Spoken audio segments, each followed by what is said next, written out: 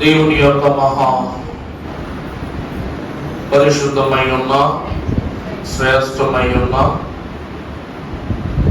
స్వభావపూరితమై ఉన్న శిలువ భాగ్యములో గతించిన దినములో 4వ శిలువ యొక్క వివరాన్ని తెలుసుకుని నిబంధనలో ఉన్న సంబంధ విధులను ప్రభువు యొక్క వాక్యం ద్వారా మనమెల్లరము తెలుసుకుని ఉన్నాం కనుక ఈ దినమున మన క్రమ పాఠములో 5వ శిలువను గురించి ధ్యానం చేసుకుందాం. పరిశుద్ధ గ్రంథములో నుండి పరిశుద్ధుడు గనుడై ఉన్న మోషే రాసిన ఆదికాండ గ్రంథము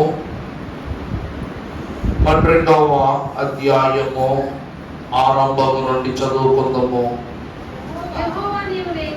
యెహోవా నీవు లేచి నీ దేశము నుండి నీ బంధువులైన వారి యొద్ద నుండి నీ తండ్రి ఇంట నుండి బయలుదేరి నేను నీకు చూపించు దేశమునకు వెళ్ళుము. నిన్ను గొప్ప జనముగా చేసి నిన్ను ఆశీర్వదించి నీ నామమును గొప్ప చేయుదును. నీవు ఆశీర్వాదముగా నుందువు. నిన్ను ఆశీర్వదించు వారిని ఆశీర్వదించదవు. ఆశీర్వదించదను. నిన్ను దూషించు వారిని శపించదను. భూమి యొక్క సమస్త వంశములు నీ యందు ఆశీర్వదింపబడునని అనగా అబ్రహాముతో అనగా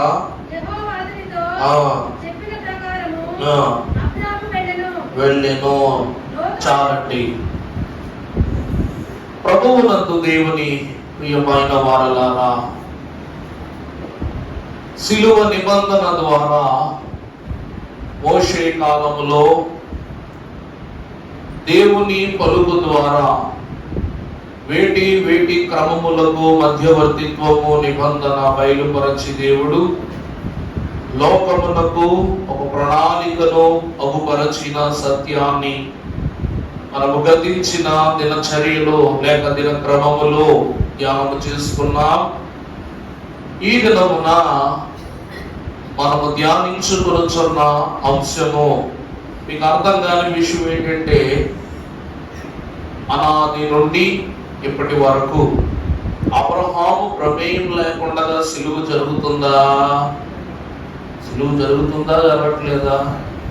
ఒక మనిషి జీవితం దేవునిలో ఇమిడిపోయి ఉన్నది. దేవుడు ఎందుకు ఇతను ఇంత ఆశీర్వదిస్తున్నాడు, ఎందుకు ఇంత గొప్ప భాగ్యాన్ని అబ్రహాము పొందుకుంటున్నాడంటే, క్రీస్తు కొరకు లేక క్రీస్తు నిమిత్తము లేక క్రీస్తు యోచనలో ఇమిడిపోయిన వారు సిలువ ద్వారా తన జీవిత కాల సాక్ష్యాన్ని సంపాదించుకుంటారని చెప్పడానికి అబ్రహాము మహాభక్తుడి ఆది యందు సూచనై ఉన్నాడు. అందుకే మనం చూస్తే మనము మనుష్య రూపేణ అబ్రహాము సంతాన స్వభావాన్ని ధరించుకుంటే రక్షణ విషయమై రాకడ విషయమై క్రీస్తు ప్రభుని యొక్క శరీర స్వభావాన్ని ధరించుకున్నాం. అందుకే యేసు ప్రభు కూడా అంటారు ఏమని జక్కయ్యతో, ఇతడును అబ్రహాము కుమారుడి.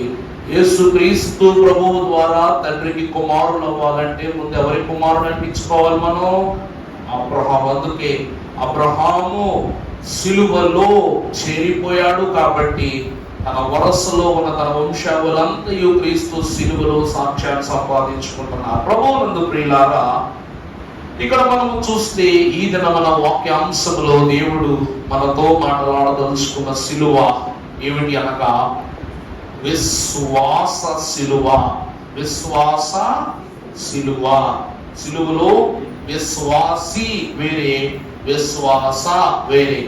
విశ్వాస అను పదములకు మూల పురుషుడు ఎవరనగా అబ్రహాముడే. కాబట్టి దేవుడు అబ్రహాముతో జరగబోవు సంగతులను గురించి, ఇక జరిపించనయ్యున్న సృష్టి మేలు సత్క్రియలను గురించి బోధిస్తూ మొదటి 4 వచనాలను మాట్లాడుతున్న అబ్రహాము, నీవు లేచి యెహోవా నీవు లేచి నీ దేశము నుండి, ఒక మాటమ్మా, నీవు అనే పదం దగ్గర తీసేసి అబ్రహాము అని పెట్టి చదవమన్నప్పుడు, యెహోవా అబ్రహాము లేచి నీ దేశము నుండి, నీ బంధువుల యొద్ద నుండి, నీ తండ్రి ఇంట నుండి బయలుదేరి వెళ్ళుము. మొదటిగా ప్రభు చెప్తున్న మాట ఏమిటంటే, నేను నీకు చూపించుచున్న దేశమునకు వెళ్ళుము అనగా, మొదటిగా మనము చూస్తే దేవుడు అయ్యున్న యెహోవా ఏ నిబంధనను అబ్రహాముకు తన మాట ద్వారా తెలియజేసుకున్నారో ఆ మాటను అబ్రహాం ఏం చేస్తున్నాడంట?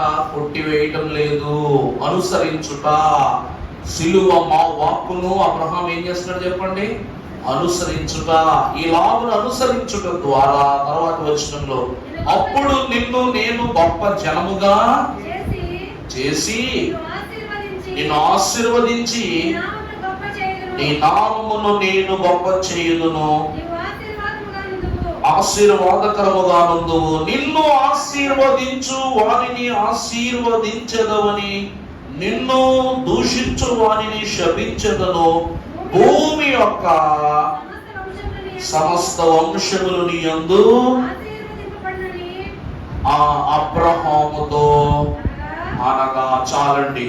కాబట్టి యేసు ప్రభు కూడా తన వంశావళిలో జనించాలి అన్నా, తన వంశావళిలో కీర్తిని సంపాదించాలన్నా, అసలు ఆయన యేసు అని పిలవబడాలన్నా, యేసు అని పేరు పెట్టు తండ్రి అయిన యోసేపు జన్మించాలి. అవునా కదా? ఆమెను అనగా అతనిని వివాహము చేసుకొననయ్యున్న కన్య మరియయు జన్మించాలి. మరి వీరిరువురికి మూల కారకులు ఎవరంట? అబ్రహాము. అంటే అబ్రహాము ఎవరిని ఆశీర్వదించునో వారందరూ ఆశీర్వదింపబడతారు. అబ్రహామును ఎవరు శపించుదురో వారిని దేవుడు ఏం చేస్తాడంట? అందుకే యేసుక్రీస్తు ప్రభు దగ్గరకు వెళ్ళాలి అంటే అబ్రహాము దీవెన వంశములో స్థానము సంపాదించుకోవాలి. అందుకే ప్రియులారా, వాక్యములో క్రీస్తు ఎంత ఇమిడిపోయి ఉన్నారో అబ్రహాముడు అంతనే ఇమిడిపోయి ఉన్నాడు. ఎందుకు దేవునికి అబ్రహాం అంటే అంత ముచ్చట, అంత ప్రేమ, అంత ఆశ, ఆసక్తి అంటే పరిశుద్ధ గ్రంథములో మనము చూస్తే రోమా పత్రిక 4వ అధ్యాయము 11వ వచనం చదువుకుందాం. మరియు సున్నతి లేని వారు అయినను నమ్మిన వారందరికీ కూడా అబ్రహాము ఎవరంట? తండ్రి అగుట వలన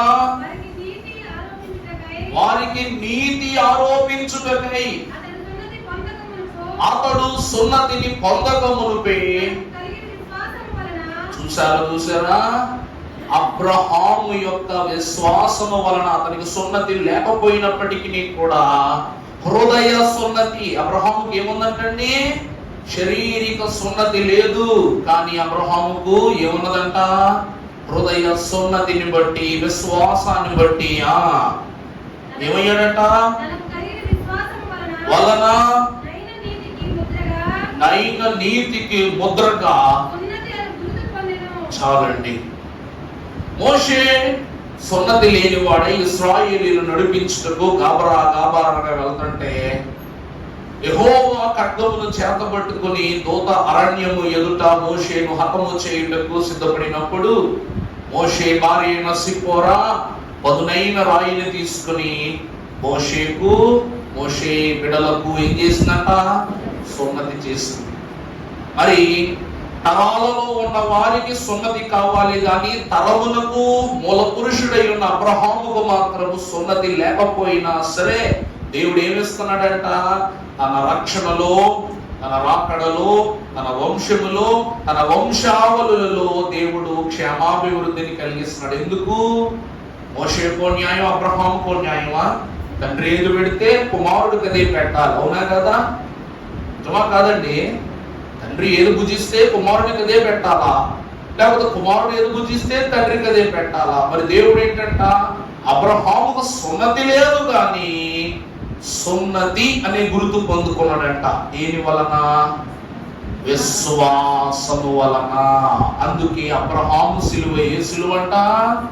తన శరీరములకు సున్నతి లేదు గాని తన హృదయములో సిలువ అను పునాదిని వేసుకుని దేవుని మాట మీరకుండగా, దేవుడు చెప్పిన చోటును దాటకుండగా, దేవుడు చెప్పిన పనులను గోటు చేయకుండగా, దేవుడు ఏర్పాటు చేసిన విషయంలో లోటు కలిగించకుండగా హృదయమునందు సున్నతి గలవాడై తన తరమునకు అబ్రహాముడు పూజనీయుడిగా ఏర్పరచబడిన వారిగా జీవించాడు. కారణం విశ్వాసం. అందుకే అబ్రహాము దేనికి తండ్రి అంట? విశ్వాసానికి తండ్రి. అందుకే ప్రియబిడ్డలారా, విశ్వాసము లేకుండగా క్రీస్తును అందుకొనుట సాధ్యము కాని స్థితి. ఎందుకు దేవుడు అబ్రహామును విశ్వాసమునకు తండ్రిగా చేశాడంటే, ఈరోజు యేసుక్రీస్తు ప్రభువు అబ్రహాము వంశములో నుండి రాలేదమ్మా. అబ్రహామే యేసుక్రీస్తు ప్రభు వంశావళిలో భాగమయ్యాడు.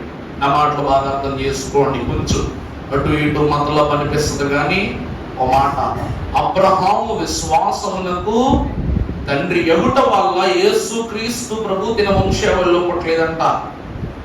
విశ్వాసమునకు పాత్రుడే దేవుడు గనక తన ప్రియ కుమారుని యొక్క జాడను బట్టి అబ్రహాముని ఏర్పరచుకున్నాడు. మీకు అర్థమయ్యేలాగా ఒక మాట చెప్తా, వాక్యంలో చూడండి. హెబ్రీ పత్రిక 12వ అధ్యాయము 1వ వచనం చదువుకుందాం. ఎంత గొప్ప సాక్షి సమూహము మేఘము వలె మనలను ఆవరించి ఉన్నందున మనము కూడా ప్రతి భారమును సులువుగా చిక్కులను పెట్టు పాపమును విడిచిపెట్టి విశ్వాసమునకు కొత్తయు దానిని కొనసాగించు వాడనయ్యున్న యేసు వైపు చూచాలండి. అబ్రహాము విశ్వాసమునకు తండ్రి. యేసు ప్రభు ఎవరంట? విశ్వాసమునకు కర్త. తర్వాత దానిని ఏం చేసేవాడు ప్రభువు? ఇప్పుడు అర్థమైందా? తన కర్త అనగా తనకివ్వబడిన అధికారమును కర్త అయ్యున్న ప్రభువు అబ్రహాము ద్వారా తన విశ్వాస చరిత్రను కొనసాగించాడంట. అందుకే కర్త ముందా, తండ్రి ముందా? విశ్వాసానికి కర్త ముందా, విశ్వాసము యొక్క తండ్రి ముందా? కర్తే ముందు, అవునా కదా? కర్త అనగా ఎవరండి? మూలం.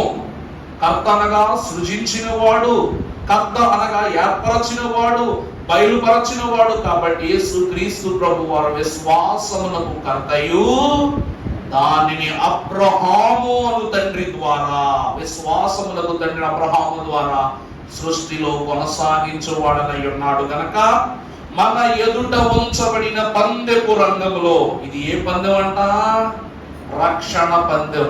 ఇదే పందెం అండి. మనం ఏ పందెంలో పరిగెడుతున్నాం? అప్పుడు రక్షణ అనే పందెంలో పరిగెడుతున్నాం. నేనే ముందు, నేనే ముందు, నేనే ముందు అనుకుని వాడే ముందు దేవుని యొద్దకు వచ్చినందుకే ప్రభు అయితే అవదేవుని అంటాడు, ఈ కీర్తన నాకే నాకే అనుకున్న వాడు వాడికే ఆ కీర్తన చెల్లును. అలాగే ఈ వాక్యము నాకే నాకే అనుకున్న వాడికి ఈ వాక్యం చెల్లును. అలాగే ఈ పందెపు రంగములో విజయము నాదే నాదే అనుకుని వానికి మొదట ఈ విజయమును దేవుడు అనుగ్రహిస్తాడట. అందుకే ప్రియులారా, విశ్వాస సిలువ ఎందుకు అనగా విశ్వాసమునకు కర్తయు అయ్యున్న యేసుక్రీస్తు ప్రభువు యొక్క యోచనను అనుసరించి అగుపరచి కొనసాగించుటకు, దేవుని చిత్తమును నెరవేర్చుటకు తండ్రి యొద్ద నుండి వాక్కు పొందుకున్న ఏకైక భక్తుడు, పితరుడు, పూజ్యుడు, విశ్వాసమునకు తండ్రి అయిన అబ్రహాము. అందుకే ఈ సిలువ విశ్వాస సిలువ. ఇది అబ్రహామునకు మాత్రమే దేవుడిచ్చిన సాక్ష్యమై ఉన్నది. ఈ సిలువలోనికి ప్రవేశించుట ద్వారా మనకు దేవుడు 2 విషయాలు క్లుప్తంగా చెప్పాలని ఆశపడుతున్నారు. ఏమిటంటే, మొదటిది నీడ, రెండవది జాడ. మొదటిది ఏంటండి? నీడ. రెండవది ఏమిటంట? జాడ. నీడ ద్వారా దీన్ని కనుక్కోవాలంట, జాడను కనుక్కోవాలంట. వాక్యాలు చదువుకున్నట్లయితే పరిశుద్ధ గ్రంథములో నుండి ఆదికాండం 15వ అధ్యాయం 6వ వచనం చదువుకుందాం. అతడు యెహోవాను నమ్మెను, అయినా ఆయన అది అతనికి నీతిగా ఎంచబడి ఉండెను. ప్రభువునందు దేవుని ప్రియబిడ్డలారా, అబ్రహాము దేవుని నమ్ముట వల్ల అది అతనికి ఏమైనదంట? నీతి. ప్రభువునందు దేవుని ప్రియబిడ్డలారా, సిలువ ముందు జీవితంలో విశ్వాసము ద్వారా తొలి పాఠాన్ని నేర్చుకున్న ఒకే ఒక్క భక్తుడు ఎవరంటే అబ్రహామే. అర్థమైందండి? అంటే మీకు అర్థమయ్యేలా చెప్పాలంటే, ధర్మశాస్త్రము లోకానికి ఇవ్వకముందే ధర్మ విధులను అనుసరించాడు అబ్రహాము. అందుకే ధర్మశాస్త్రాన్ని మోషేకు ఇవ్వటానికి ముందే దేవుడు ఎన్నో మంచి విషయాలను అబ్రహాముకు బోధించాడు. అందుకే కాల గమనమున్న భక్తులు అబ్రహాము ధర్మశాస్త్రాన్ని ఉనికిలో వాడుకునేవారని ఒక ప్రతీతి ఉంది. అర్థమైందండి? ఆ కాలంలో దేవుని యొక్క వాక్కును అవలంబించకుండా కృత సంహితుడై దేవుని యోచనలో సాగిన అబ్రహాముకు దేవుడిచ్చిన ప్రతి నిబంధనయు కూడా ఏమై ఉన్నదంట? ధర్మశాస్త్రమే ఉన్నది. కాబట్టి అది అబ్రాము ధర్మశాస్త్రముగా పిలువబడింది. అబ్రహాము కాదు. ఎందుకంటే రక్షణ పొందాలి, ఆజ్ఞల్లో ఉందా లేదా? రక్షణ పొందడం దేవుని నిబంధన ఆజ్ఞల్లో ఉందా లేదా? రెండవది, నన్ను తప్ప వేరొక దేవుని నువ్వు ఎంచి బ్రతకూడదు. అబ్రహాం చేశాడు లేదా పని? లోకాన్ని విడిచిపెట్టాడు, దేవుని పూజించాడు. రెండవది, నీ పొరుగు వాని ఇల్లు అయినా ఆస్తి అయినా ఏదైనా కూడా నువ్వేం చేయకూడదు? ఆశించకూడదు. అబ్రహాం ఎవరిదైనా తిన్నాడా, త్రాగాడా? దొంగిలించలా. ఎందుకు? పొరుగు వాని స్త్రీని, చివరకు తన భార్యే తనకిచ్చి వివాహము చేసింది. కానీ తప్పుడు మార్గంలో ఎప్పుడైనా సరే శైలించటమో, దేవునికి మచ్చ తెచ్చి పనులు చేశాడా? చేయలేదు.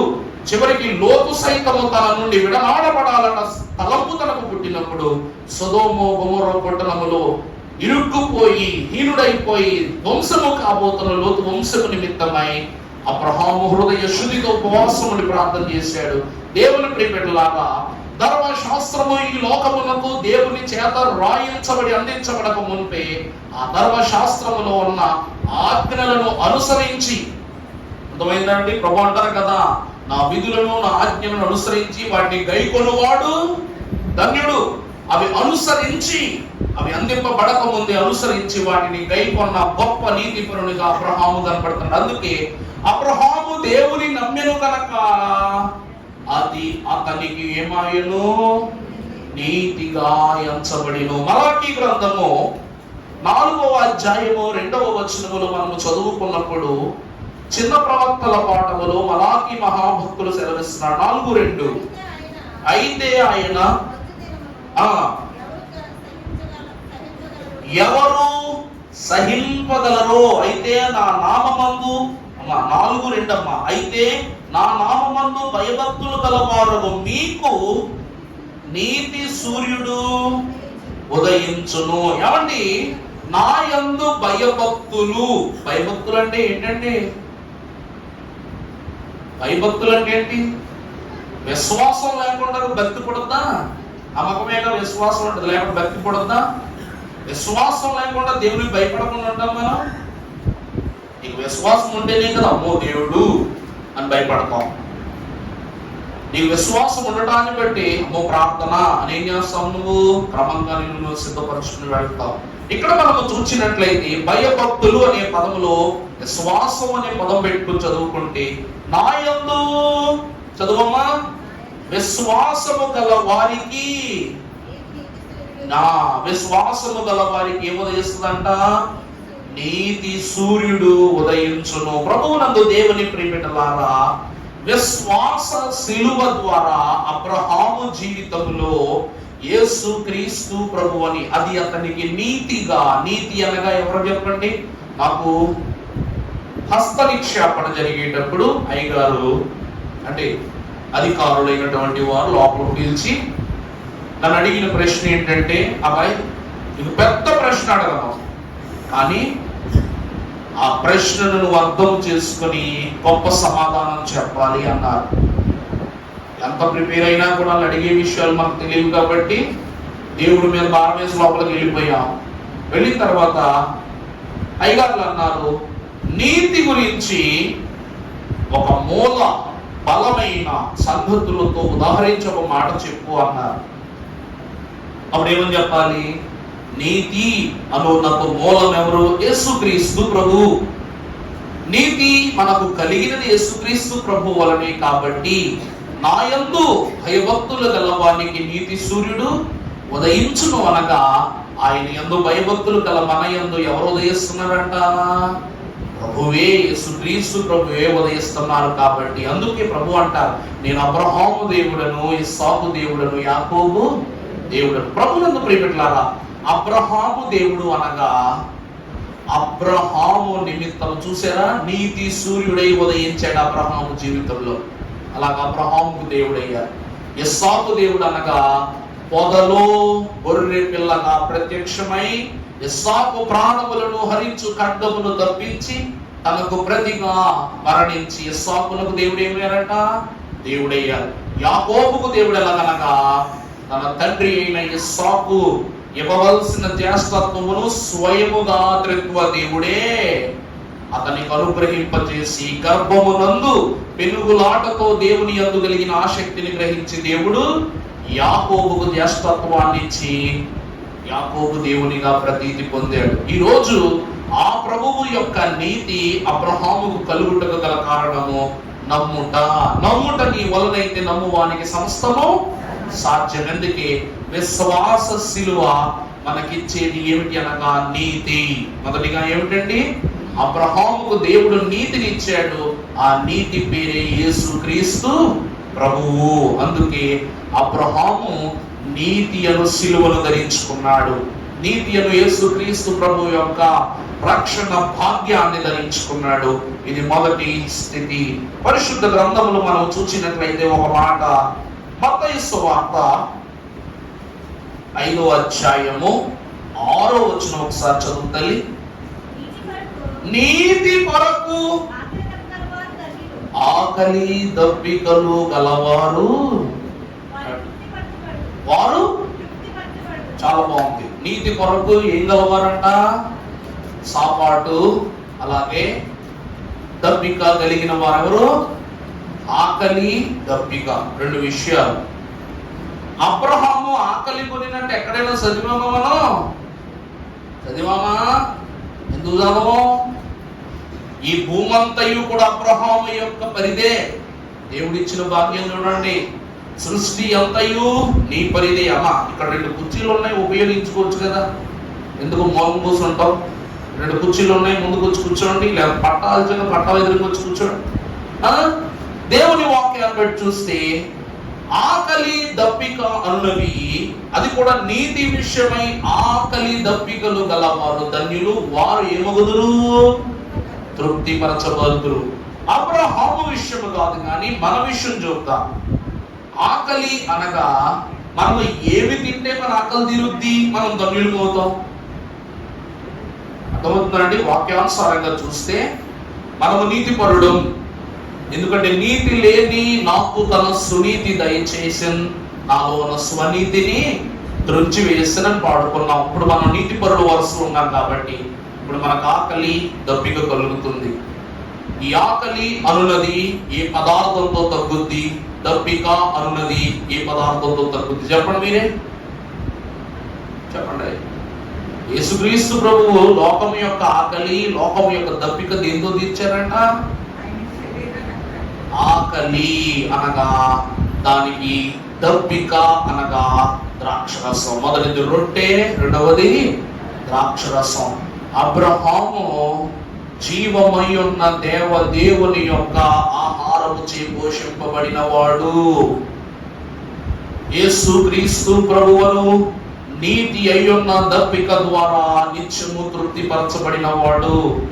మనము వాక్యానుసారముగా చూసినట్లయితే ప్రియులారా, ఈరోజు ఆకలి దప్పికలు కలుచున్న మనకు, కలిగి ఉన్న మనకు క్రీస్తు శరీరము పొందుకొనకుండగా ఈ 40 దినాలు పూర్తి చేయలేం. అనగా పరిశుద్ధ గురువారం రోజు మీ కాళ్ళు గడిగి విందు ఇవ్వను అన్నాననుకో, ఊరుకుంటారా మీరు? ఎందుకంటే ఆ విందు పుచ్చుకొనకుండగా మీ వ్రతము సంపూర్ణము కాదు. దేవుని ద్రాక్షరసం ఇవ్వకుండగా, రక్తము అను ద్రాక్షరసం ఇవ్వకుండగా మీ ఉపవాసం పరిపూర్ణము కాదు. అబ్రహాము విషయమై నీతి కలిగిన వానికై దేవుడు ఇచ్చిన ఆహార ఫలము ఏమిటి అనగా రొట్టెయు ద్రాక్షరసము. ఈ భాగ్యాన్ని తొలి సంపదగా అందుకున్న గనుడు ఎవరు అనగా అబ్రహాము మహాభక్తుడే. అందుకే దేవునికి పెట్టే స్థితిలో ఉంచాడు. అవుతుందండి అబ్రహామును. అబ్రహాము ఎంత ఆకలి దప్పికలు గలవాడంటేనండి, ఓ ముద్ద వండుకుంటే ఓ ముద్ద దేవునికి పెట్టిన తర్వాతే తను తింటాడు. అందుకే ప్రభువు చెప్పా పెట్టకుండా ఇంటికి వచ్చినా ముద్ద పెట్టకుండా పంపించాడా? ముద్ద పెట్టి పంపించాడు. ప్రభువా, నీకు ఏ మాత్రం నా మీద ప్రేమ ఉన్నా, నీకు నా మీద ఏ మాత్రము కోపము అటువంటి ఏమి లేకపోయినా నీ దాసును నువ్వు దాటెళ్ళకు, నువ్వు నా ఇంటికి రావాలి, నా గుడారంలో ఉండాలి.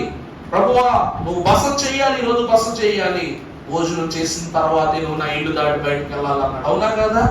దేవుని ఆకలి కలిగిన వాడు, దేవుని దప్పిక కలిగిన వాడు నీతిని ధరించుకుని దేవునిలో సాగిపోతున్నాడు. కాబట్టి అబ్రహాము విశ్వాస శిలువకు పాత్రదారుడే కనబడుతున్నాడు. రెండవదిగా పరిశుద్ధ వాక్యములో మనము చూసినట్లయితే యోహాను సువార్త 3వ అధ్యాయము 16వ వచనం చదువుకుందాం. దేవుడు లోకమును ఎంతో ప్రేమించెను కాగా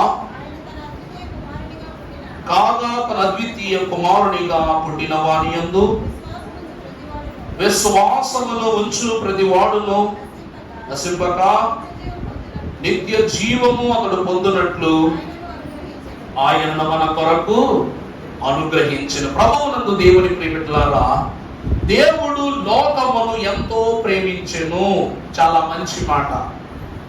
మరి లోకమును ప్రేమించను అనే మాట యోహాను సువార్తలో రాయకముందే అబ్రహామును దేవుడు ఎంతో ప్రేమించినని 20వ అధ్యాయం ఆదికాండంలో రాశారు. అందుకే అంత ప్రేమించారు కనుకే దేవుడే స్వయముగా పరిశుద్ధాత్మ ప్రమేయము పేరిట త్రిత్వ రూపమున ఏకమై అబ్రహాము సింధూర వనములో అతని యొద్దకు వచ్చి అతనితో మాట్లాడి ముచ్చటించి, చూడండి, దేవుడు త్రిత్వమై ఆయన తనను తాను తగ్గించుకుని అబ్రహాము కంటికి కనబడి, చిత్రాలు చూసారు ఎంత తక్కువనే. ఇక్కడ అబ్రహాము ఎందుకు సిలువకు పాత్రుడంటే, సిలువను ఎత్తుకోక ముందు అబ్రహాము యొక్క బాధ్యతను ఎత్తుకున్నాడు ప్రభువు.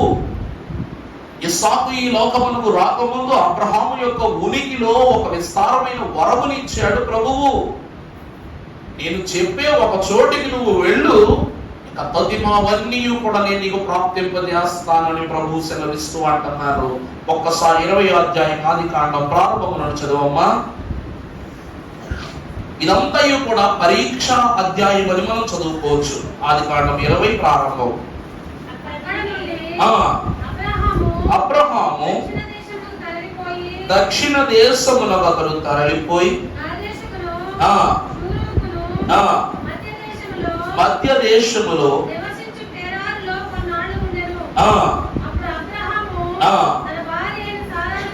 కూర్చి కేదారు రాజైన అబీమెలెకు వద్దకు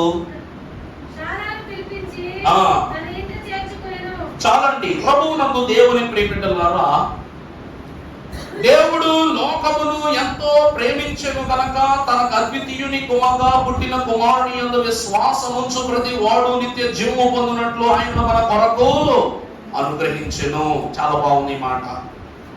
దేవుడు కూడా అబ్రహామును ప్రేమించాడు కాబట్టి అబ్రహాం ఏమంటున్నాడంట, శారమ్మ నీవెవరో నా చెల్లెలు అంటున్నాడు. ఎందుకంటే అబ్రహాము నీతి తలాంపు చూడండి. మరి ఇలాంటి విషయాల్లో నుండి మనం నేర్చుకోవాల్సిన సత్యం ఏమిటంటే, దేవుడైతే పుట్టుక ద్వారా అనగా దేవుడిచ్చిన జన్మతః అబ్రహాము శారమ్మ ఎవరంట, అన్నా చెల్లెళ్ళు అన్నమాట. పుట్టుక ద్వారా వీళ్ళు ఎవరండి, అన్నా చెల్లెళ్ళు.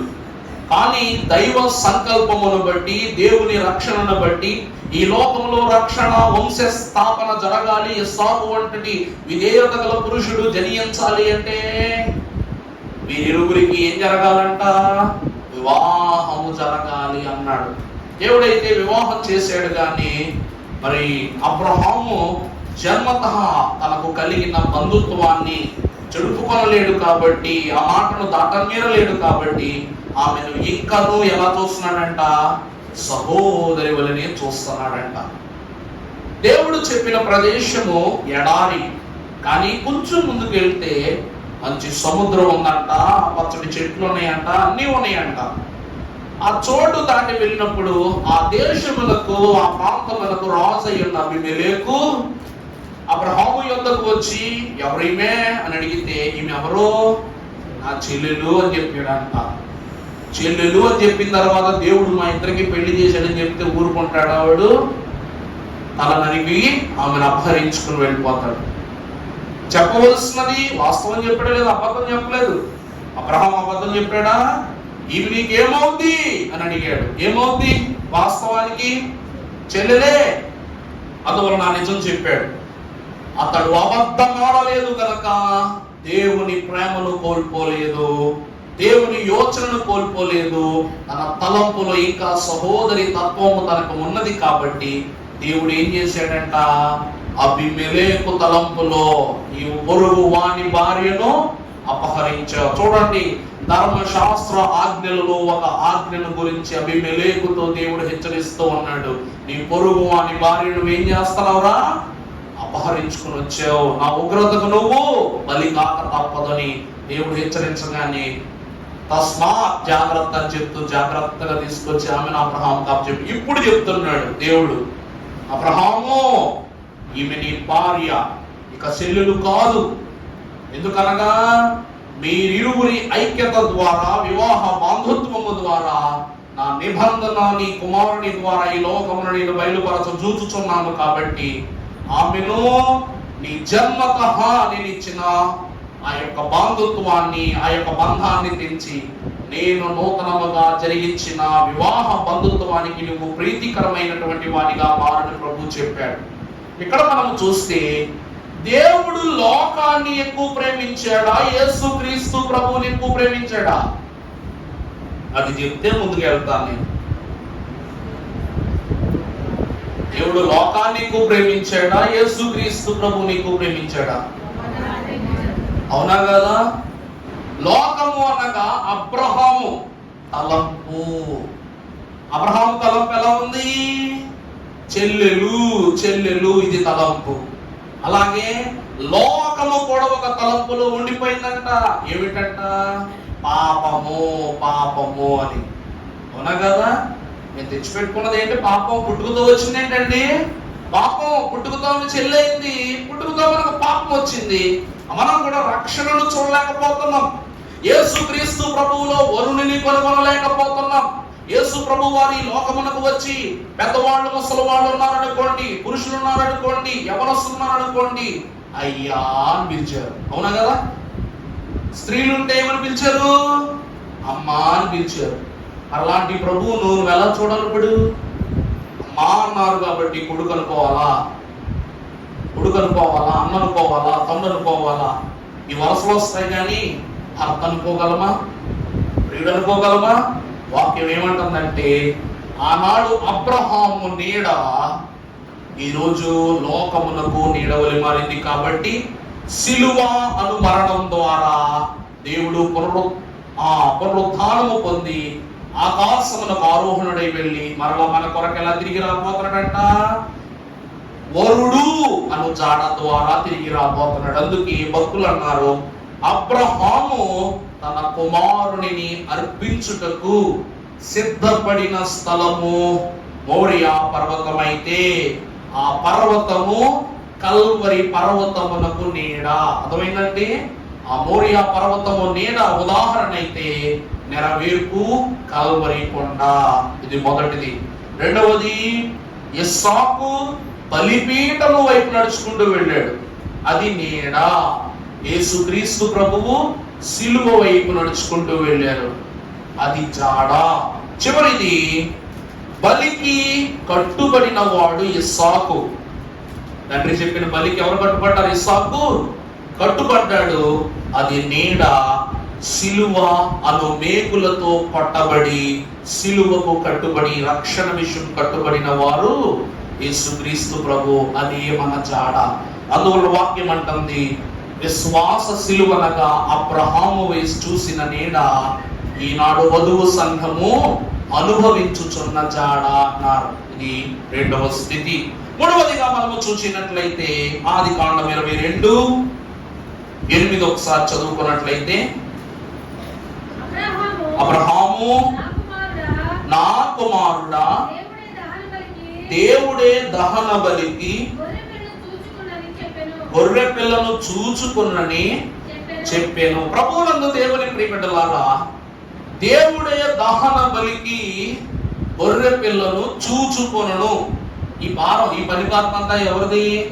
దేవుడే పడతాడు, నువ్వు పద అని కొడుకు చెప్తున్నాడు. అంటే అక్కడ గొర్రె పిల్ల లేదు, ఇది అబ్రహాము యొక్క మాట మాత్రమే. అంటే అబ్రహాము మాట నీడా. కానీ యోహాను సువార్త 1:29 యోహాను మహాభక్తుడు, బాప్తిస్మిచ్చి యోహాను మహాభక్తుడు అంటారు, నువ్వు మెస్సయ్యవా అని అడిగితే, నేనా మెస్సయ్యనా? నేను మెస్సయ్యని కాను. నేను కేవలము ఆయన చెప్పులను మోయుటకు కూడా అర్హత లేనివాడను. నేను మెస్సయ్యని కాను. ఆయన మాటలు గాని ఆయన క్రియలను గాని యోచించుటకు జ్ఞానము లేనివాడను, అర్హత లేనివాడను. నేను కేవలము ఒక పనిముట్టును మాత్రమే, దేవుడు పంపిన మరొక పనిముట్టునంటే. అప్పుడు తను సెలవిస్తున్నాడు ఏమని? ఆ రోజు ఆ గొర్రె పిల్లను నీడగా భావించి దేవుడే చూచుకున్నాడని చెప్పాడు కదండి. ఇప్పుడు యోహాను వేలెత్తి చూపిస్తున్నాడు. 29 చదవండి. మరునాడు యోహాను, చూడండి, యేసు ఎక్కడికి వస్తున్నారంట? దేవుడే గొర్రె పిల్లను చూచుకొనును. అవునా? దేవుడే గొర్రె పిల్లను చూచుకొనును అన్నది అబ్రహాము కాలములో ఒక నీడగా, ఈ రోజు యోహాను ఎదుట అందరికీ కనబడేటట్లు అంటున్నాడు. ప్రభువే తన యొద్దకు ఒక జాడ కనబడుతూ వస్తున్నారు కాబట్టి అంటున్నాడు, ఇదిగో లోక పాపమును మోసుకొని పోవు దేవుని గొర్రె పిల్ల, ఇదిగో ఈయనే అని చూపిస్తున్నాడంట. విశ్వాస సిలువ అనగా దేవుడు మనలో రక్షణ స్థాపించబడక ముందు రక్షణ యోచనను పొందుకొనుటయే గొర్రె పిల్ల యొక్క సాక్ష్యం. ప్రభునందు ప్రియబిడ్డలారా, ఈ విశ్వాస సిలువ గొర్రె పిల్ల ద్వారా ప్రతిష్ఠించిన సౌఖ్యము. ఇది మూడవ స్థితి, నీడ నుండి జాడ యొద్దకు నడిపింపబడటం. చివరిగా మనం నడుము చూసినట్లయితే 22:14 చదవండి. ఆదికాండం. అబ్రహాము ఆ చోటుకు యెహోవా ఈరే అంటే ఏంటి? యెహోవా ఈరే అంటే ఏంటండి? అందరూ గట్టికోసారనండి, యెహోవా ఈరే అనండి. అంటే ఏంటి? దేవుడే చూచుకొనును, సమకూర్చును, ఏర్పరచును. 3 విషయాలు అనుకోవచ్చు మనం. అవునా కదా? ఆ స్థలానికి ఏమని పేరు పెట్టాడంట? యెహోవా ఈరే అని పేరు పెట్టాడు. ప్రభువునందు ప్రియబిడ్డలారా, అబ్రహాము రక్షణ నిమిత్తము అన్నియు సమకూర్చిన స్థలము మోరియా పర్వతమైతే దేవుని వాక్యములో సిలువ ద్వారా ప్రభువు అనగా యెహోవా ఈయనగా దేవుడే చూచుకొనును, క్రీస్తు ద్వారా యేసు క్రీస్తు ప్రభువు ద్వారా తండ్రి మనకు సమకూర్చింది లేక చూచుకొనినది ఏమిటంటే మొదటిది రక్షణ. దేవుడు మన కొరకు దేనిని సమకూర్చి పెట్టాడంటే సిలువ ద్వారా. మొదటిది రక్షణ, రెండవది నిత్య జీవము. రెండవది ఏంటండి? నిత్య జీవము. మూడవది నీతి. ఈ మూడు విషయాలు ప్రభువు మన కొరకు సమకూర్చారట. ఈ మూడు విషయములు ఉన్నవి కాబట్టి ఆ స్థలములో మనము చేర్చబడ్డాం. అందుకే కపాలమనబడిన స్థలము ఏ స్థలంగా మార్చబడిందంట? రక్షణ స్థలముగా మార్చబడిందట. అందును బట్టి ప్రభువునందు ప్రియమిత్రులారా, అబ్రహాము చూసినది బలికి సిద్ధపరచిన గొర్రె పిల్ల అయితే, మనము కనుగొనినది లోక పాపములను మోసుకుని పోయిన. అర్థమైందా? అబ్రహాముకు దేవుడు యెహోవా ఈరెను పేరు పెట్టిన చోట్లో అబ్రహాముకు దేవుడు సమకూర్చినది బలికి సిద్ధపరచబడిన గొర్రె పిల్ల అయితే, మనకు దేవుడు సమకూర్చింది ఏంటంట? మనము యెహోవా ఈరే అన్నాం కాబట్టి మనకే సమకూర్చాడంట లోక పాపమును మోసుకొని పోయే దేవుని గొర్రె పిల్లను సమకూర్చాడు. ఈ గొర్రె పిల్ల రక్షణను, నిత్య జీవమును, నీతిని మన కొరకు అనుగ్రహించింది. ఇది నాలుగవ స్థితి. విశ్వాస సిలువ దేవుని యొక్క సమకూర్పు. అర్థమైందండి? సిలువ అనగా సమకూర్చి పెట్టేది. సిలువురికినే ఎత్తుకున్నాడు ఆ ప్రభువు. ఈరోజు చూడండి, అమ్మ మనందరి కోసం ఇష్టమైన వంట చేసి పెడతది.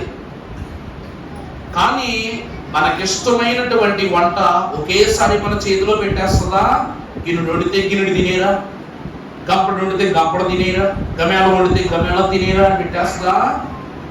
వండడం అయితే ఎంత వండుద్ది, కానీ చిన్న పల్లెల్లో పెడద్దన్నమాట. ఎందుకు?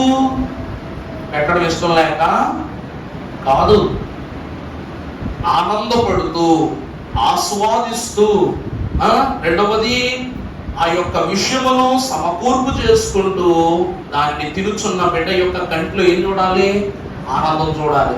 వీడికి ఇష్టం కదా అని నిండుగా వండావు కదా, నిండుగా పెట్టావు అనుకోండి, ఏమంటాడు తెలుసా? ఫుల్లుగా తినేసి బాత్రూంలోకి వెళ్ళి నువ్వే వండావు, నువ్వే పెట్టావు, నీ వల్ల నాకు ఈ దరిద్రం అంటాడు. ఇష్టమైంది వండావని ఆనందపడాలా? వీడు ఇష్టానుసారం తినేసి బాత్రూంలోకి వెళ్ళి రాగాలు తీస్తున్నాడు అని చెప్పేసి బాధపడాలి. అర్థం కాక మళ్ళాడిగా వంట వండడానికి మనము ఇష్టపడతామా?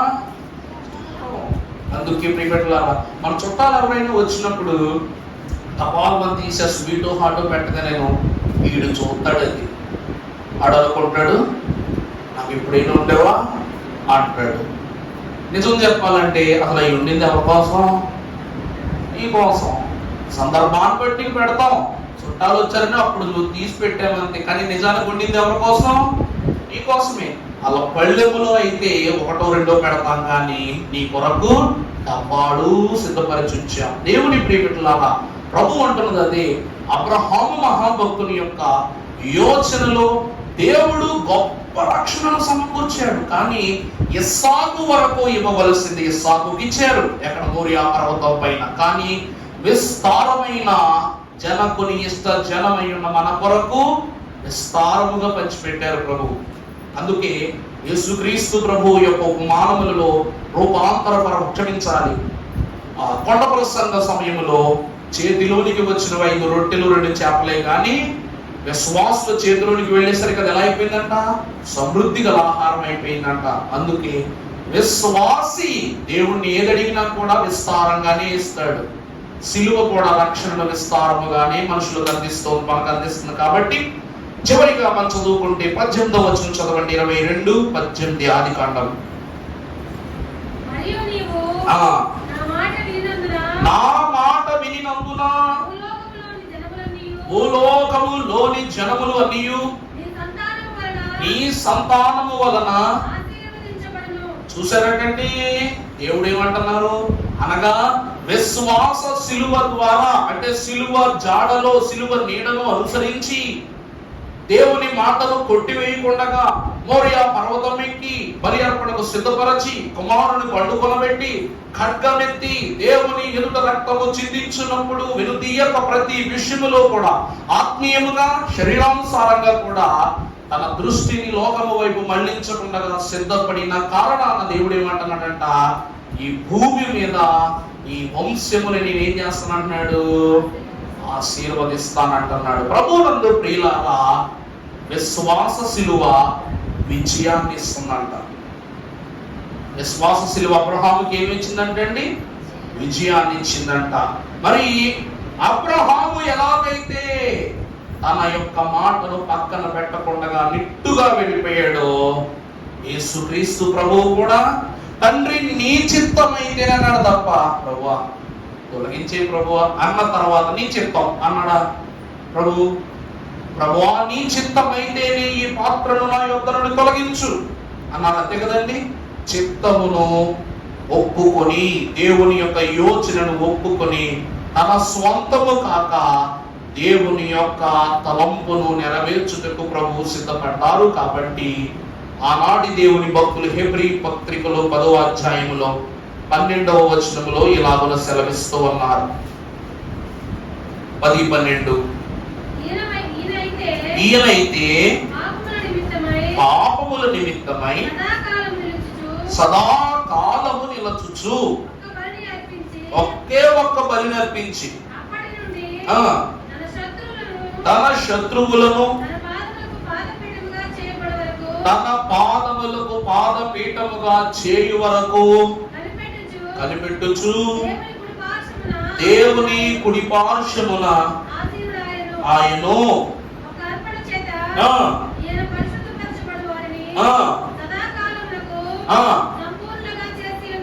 అపో ఎంతో విడ్డూరము. అబ్రహాము ఒకే ఒక గొర్రె పిల్లను అర్పణ చేయగానే, క్షమించాలి, ఒక్కసారి కుమారుని అర్పించడానికి సిద్ధపడగానే దేవుడు తరతరాలకి దీవునిచ్చేశాడంటే, అబ్రహాము కొడుకు ఏమైనా ఆకాశం చూడబడ్డాడు పిడుగా పిల్లల పిడుగా ఏంటైనా పుట్టిన కుమారుడు రక్త మాంసములు గలవాడే, సామాన్యుడే, సామాన్యమైనటువంటి తలంపులు గలవాడే. కానీ తరాల దీవుని ఎందుకు ఇవ్వవలసి వచ్చిందంటే ప్రియులారా, నిర్ణయం. అందుకే ప్రభు అంటారు, జీవము మరణము నాలుక వశం. అబ్రహాము నిర్ణయము అయితే జీవము వైపే కానీ మరణానికి వెనుకాడని నిర్ణయం. కాబట్టి దేవుడు తన నిర్ణయాన్ని ఆమోదించిన కుమారుని బట్టి తర్వాతి తరములన్నీ కూడా దేవునిలో అలాగనే ఉండును అని ప్రభువు తలంచాడు. కాబట్టి తరతరాలకు దీవెనిచ్చాడు. ఇక్కడ చూసినట్లయితే ఆ ఒక్క కుమారుని ద్వారా తరాలకు దీవెన, యేసుక్రీస్తు ప్రభువును ఈ కుమారుని ద్వారా తరాలకు కాదు సదాకాలము దీవెన. చదివారు కదా మాట, చదవమ్మా మాట. ఒక్క అర్పణ చేత ఈయనను పరిశుద్ధపరచువారిని సదాకాలమునకు సంపూర్ణులుగా చేసి ఉన్నాడు. ఈ విషయమై పరిశుద్ధాత్మ కూడా మనకు ఎలాగంట,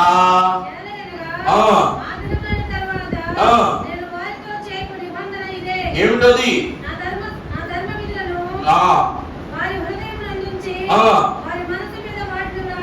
అర్థమైందండి? ప్రభువు ఇది లోకము వేలెత్తి చూపించకుండా ఆయన ఇచ్చిన రక్షణ, ఆయన చేసిన నిబంధన అనివార్యము కానిదని, అసామాన్యమైనదని లోకము తెలుసుకున్నట్లు పరిశుద్ధాత్మ దేవుడే ఈ నిబంధనను మన మనస్సుపై ముద్రగా వేస్తారట. అందుకే ఇలా రాశారు, ముద్రించకయే భద్రము చేయు ముద్రాక్షరశాలైనేగా ఈ ముద్రల యొక్క వివరాన్ని తెలుపులుగా అన్నారు. ముద్రలు అంటే స్టాంప్ పేపర్లు కాదు. మర్మము అను ముద్ర, దేవుని ఆజ్ఞ అను ముద్ర, దేవుని సక్రియ అను ముద్ర, దేవుని యొక్క ఏర్పాటు అను ముద్ర, దేవుడు రాకడలో మన దేహముపై అంగీకారము చేయు అంగీకారమును ముద్ర. అందుకే మర్మాలు తెలుసుకోవాలి అంటే మర్మముగా బ్రతకాలన్నారు దేవదాసయ్య గారు. మర్మాలు తెలుసుకోవాలంటే ఎలా బ్రతకాలండి మనుషులు? మర్మంగానే బ్రతకాలంట. అంటే మీకు ఒక ఉదాహరణ చెప్తాను. కుక్కలకు ట్రైనింగ్ ఇచ్చేవాళ్ళు ఉంటారు. వాళ్ళు పులులకు ట్రైనింగ్ ఇవ్వగలరా ఇవ్వలేరా? ఇవ్వలేరు. పులులకు ట్రైనింగ్ ఇచ్చేవాళ్ళు కుక్కలకు ట్రైనింగ్ ఇవ్వగలరా ఇవ్వలేరా? చెప్పండి, ఎందుకు ఇవ్వలేరు? వీళ్ళు అని అంటే పులికి అర్థమవుద్దా? లేకపోతే బౌ బౌ బౌ అని అర్థం వల్ల కుక్కకి ఏమన్నా అర్థమవుతుంది? ఇది ట్రైనింగ్ శబ్దాల ద్వారా. దేని ద్వారా అండి? శబ్దాల ద్వారా, చప్పుళ్ళ ద్వారా వాటి దృష్టిని వారి వైపు మళ్ళించుకుని వాటికి ఆ యొక్క తీరును వారు నేర్పిస్తారట. ఈ రోజు కూడా ప్రభు అంటున్నారు, నా గొర్రెలు నా స్వరాన్ని. ప్రభువు కూడా ఆర్భాటముతోను, ప్రధాన దూత శబ్దముతోను, దేవుని బోరతోను. ఇక్కడ ఎక్కడైనా మాటలు కనపడుతున్నాయా మీకు? ఆర్భాటం అంటే ఆసక్తి, తొందరపాటు, క్యూరియాసిటీ, ఆతురత. ప్రధాన దూత శబ్దం. మూడవది దేవుని బోరతో. మనుష్య కుమారుడు మన మధ్యకు ఆగమనము కాబోతున్నాడు. కాబట్టి ప్రభువునందు ప్రియబిడ్డలారా, అబ్రహాము యొక్క వాక్కును బట్టి దేవుడి మన మనస్సు పైన రాసేటువంటి ప్రతి మాటలు కూడా ముద్రలే. ఇవి సకాలమున, దేవుని సమయమున వీటి వివరము, వీటి వృత్తాంతమును మనం తెలుసుకోవాలి. వాక్యము మన జీవితంలో ఆది అనే పదాన్ని గురించి తెలుసుకునే లోపు 4-5 తరాలు వెళ్ళిపోతాయి. ఎప్పుడు ఈ వాక్యాన్ని పూర్తి చేస్తాం? మనము పదాలని పూర్తి చేసుకున్నాము, కానీ మర్మాల్ని మాత్రం ఇప్పటి వరకు ఎవరు పూర్తి చేయలేదు. అందుకే దేవదాసయ్య గారు సాతానుతో పోటీ పడిన రోజు వచ్చినప్పుడు సాతానుడు అన్నాడంట, దైవజనుడుగా ఉన్న దేవదాసయ్య గారి యొద్దకు వచ్చి, నువ్వు నాతో దేని విషయంలో పోటీగా పడగలవంటే పాటలలో నేను నీతో పోటీ పడలేను అన్నారంట. దేవదాసయ్య గారు ఏమన్నారండి? నేను ఇలాగా మంచి స్వరంతో పాటలు పాడలేను అన్నారంట. సాతాను గెలిచేశాడు. రెండవది, నాలో స్తుతి చేయగలవా అన్నాడంట. దైవజనుడు, నేను నీలో స్తుతి చేయలేను సాతాను అన్నారంట. రెండో మారు గెలిచేశాడు. నువ్వు నాలో వాక్యం చదవగలవా అన్నాడంట. దైవజనుడు, నేను చదవలేను. వాక్యం చెప్పగలవా? చెప్పలేదు. మరి దైవజనుడు ఎందులో గెలిచాడండి? అన్నింటిలోనూ ఓడిపోయాడు. కానీ వీటన్నిటినీ ఒకే చోట, ఒకే తలంపుతో అందించగలిగే మోకాళ్ళ జీవితమును నా దేవుడు నాకు ఇచ్చాడు. అక్కడ నేను నగ్గాను కాబట్టి తతిమా వాటన్నిటినీ కూడా నా దేవుడు నాకు ఇచ్చినట్లే. అందువలన ఇవన్నీ చేయగలిగిన నువ్వు దేవుని ఎదుట మోకాళ్ళు వేయగలవా? నీకు చేత కాదు, నాకు చేతన ఉంది. అందుకే అంటారు చూసారా, 100 లేక 1000 గొడ్లు తిన్న రాబందు ఒక్క గాలివానకు ఎగిరిపోయినట్లు.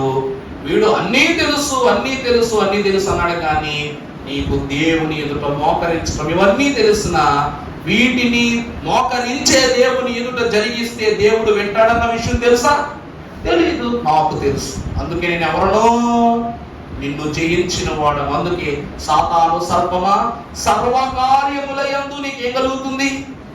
ఎందుకంటే నువ్వు మోకరించేయలేవు కదా, నేను చేయగలను. నరులను బాధించినప్పుడల్లా ఆ ప్రాంతంలో పడుతున్న శిక్షలన్నీ నీ మీదకే వస్తున్నాయి. కారణం ఏంటంటే నేను మోకరించినప్పుడు నా మీద శ్రమ పోతుంది, నువ్వు పెట్టాలనుకున్న శ్రమ ఆగిపోతుంది, నేను గెలుస్తున్నాను, ఓడిపోతున్నాను. ఇది రాకడ వరకు జరిగే గెలుపే. నువ్వు దాన్ని మార్చలేవు, నువ్వు మోకరించలేవు. నీకు చేత కాని పని. నేను మోకరించగలను, మోకరించి చదవగలను, నువ్వు చదవలేవు. నేను మోకరించి శుద్ధి చేస్తా, నువ్వు చేయలేవు. అందుకే అంటున్నారు, యేసుక్రీస్తు ప్రభువు యొక్క ఒకే ఒక్క బలి అర్పణ, శిలువ బలి అర్పణ ద్వారా అక్కడ తరములకు దీవెన, ఇక్కడ సదాకాలము దీవెన. దైవజనుడు స్థాపించిన బైబిల్ మిషన్ ద్వారా అబ్రహామును విశ్వాస సిలువనెత్తుకొన జూచిన మిషను పరిచారకులు, విశ్వాసులు, అభిమానులు, దీనులు, ధన్యులు, ఏర్పాటు సంఘమైన వారెల్లరికీ కూడా దేవుడు సదాకాలము నేను మీతో కూడా ఉన్నానని సెలవిచ్చిన వాడై ఉన్నాడు. విశ్వాసం అనే సిలువెత్తుకున్న వాడికి దేవుడు ఎప్పుడూ తోడే ఉంటాడు. అందుకే కురేనీయుడైన సీమోను దేవుని యొక్క ఉనికిని చూశాడు. విశ్వాసులమైన మనము కూడా దేవుని ఉనికిని చూస్తూ, అనుభవిస్తూ, గ్రహిస్తూ, పొందుకుంటూ ఉంటే నీ సిలువ సాగిపోతుంది కానీ సమసిపోదు, ఆగిపోదు, వ్యర్థమైపోదు. కాబట్టి దేవుని ప్రియమిత్రులారా, ఈ దినమున అబ్రహాము శీఘ్ర ధన్యత భక్తి జాడ ద్వారా దేవుని యొక్క జాడను కనుగొని మనకు తెలియజేసిన ఈ వాక్కులు నీడలో మనము చూసే ప్రతి విషయములకు జాడగా రూపమిచ్చి పరలోకమునకు మనను కొనిపోవును గాక. ఆమేన్.